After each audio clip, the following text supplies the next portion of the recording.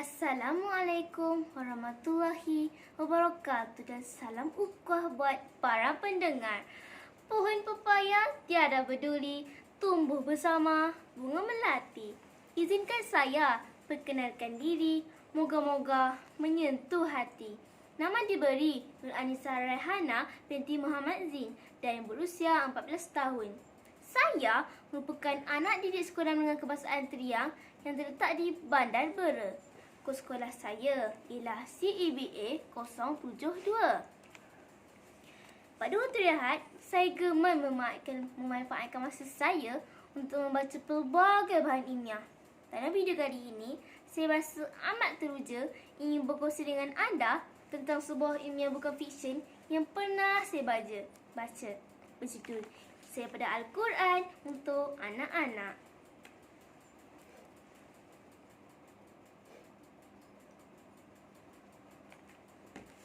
Siri ilmiah berjudul Kisah daripada Al-Quran untuk anak-anak ini merupakan sebuah buku yang mengisahkan pelbagai kisah cerita yang dapat dijadikan sebagai teladan.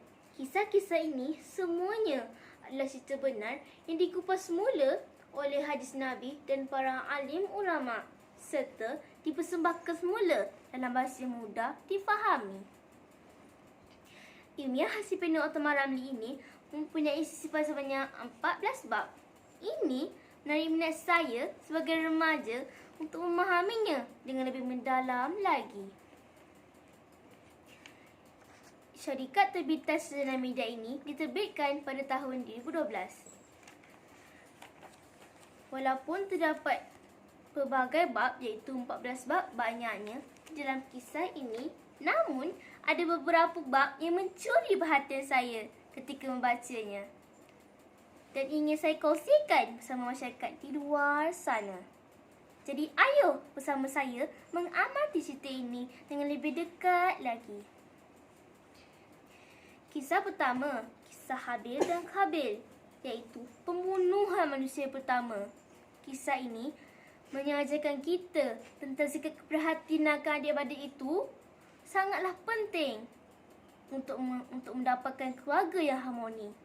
Selain itu, kisah lembu betina, kisah pembunuhan yang terbongkar akhirnya. Kisah ini mengajarkan kita dan masyarakat di luar sana agar tidak memakan harta anak yatim dan usahlah kita bercemburu serta iri dengki dengan kejayaan orang lain. Di samping itu, kisah Karun yang tamak kesemua hartanya ditelan oleh bumi. Kisah ini mengajarkan kita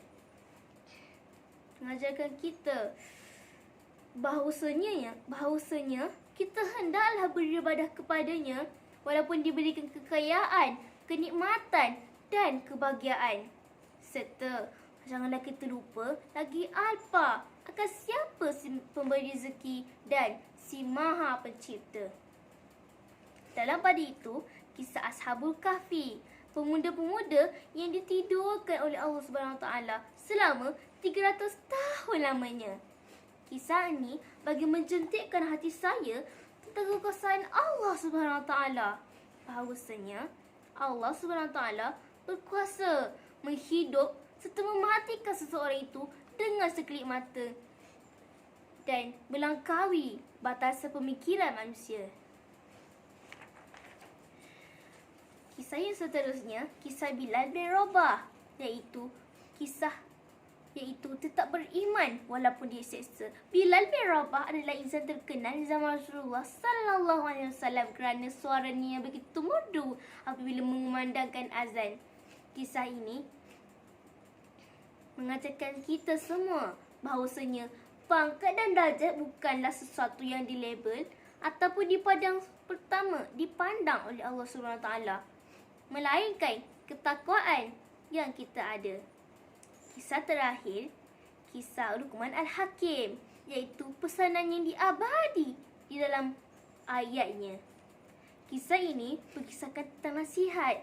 Luqman Al-Hakim menasihati ibu bapa agar memanggil dan menasihati anak-anak mereka dengan penuh mesra agar mudah bagi mereka untuk memahaminya dan mendapatkan apa yang mereka inginkan.